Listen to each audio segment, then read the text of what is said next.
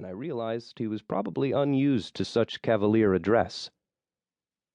"I am not a bastard," he replied archly. "Spooky, I will grant you, and while I am well," a corner of his mouth quirked upward a fraction, "I confess not so jocund as yourself." "Jocund?" I raised my brows. Leaf had asked me in the past to call him on behaviors that broadcast how much older he was than he looked. Apparently he didn't want to be corrected right then. He exhaled noisily to express his exasperation. I thought it amusing that he employed that, since he had no need to breathe. "Fine," he said.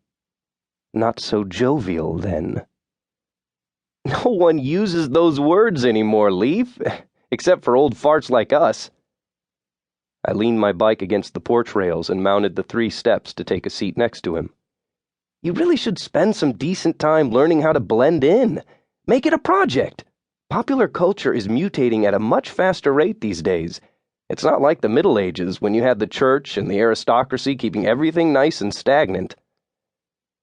"Very well. Since you are the verbal acrobat who walks the tightrope of the zeitgeist, educate me. How should I have responded?" "First, get rid of well. Nobody uses that anymore either. Now they always say, 'I'm good.'" Leaf frowned. "But that is grammatically improper." "These people don't care about proper. You can tell them they're trying to use an adjective as an adverb, and they'll just stare at you like you're a toad." "Their educational system has suffered serious setbacks, I see." "Tell me about it. So what you should have said was, 'I'm not stoked like you, Atticus, but I'm chill.'" "I'm chill? That means I am well, or good, as you say?" "Correct." "But that's nonsense," Leaf protested. "It's modern vernacular." I shrugged. "Date yourself if you want, but if you keep using 19th century diction, people will start to think you're a spooky bastard." "They already think that." "You mean because you only come out at night and you suck their blood?" I said in a tiny, innocent voice. "Precisely," Leaf said, unaffected by my teasing. "No, Leaf." I shook my head in all seriousness. "They don't figure that out until much later, if they ever figure it out at all. These people think you're spooky because of the way you talk and the way you behave. They can tell you don't belong. Believe me, it's not that you have skin like 2% milk. Lots of people are scared of skin cancer out here in the Valley of the Sun. It's once you start talking that people get creeped out. They know you're old then." "But I am old, Atticus." "And I've got at least 1,000 years on you, or have you forgotten?"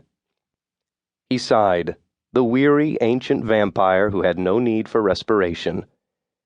"No, I have not forgotten." "Fine. Don't complain to me about being old. I hang out with these college kids, and they have no clue that I'm not one of them. They think my money comes from an inheritance or a trust fund, and they want to have a drink with me." "I find the college children delightful.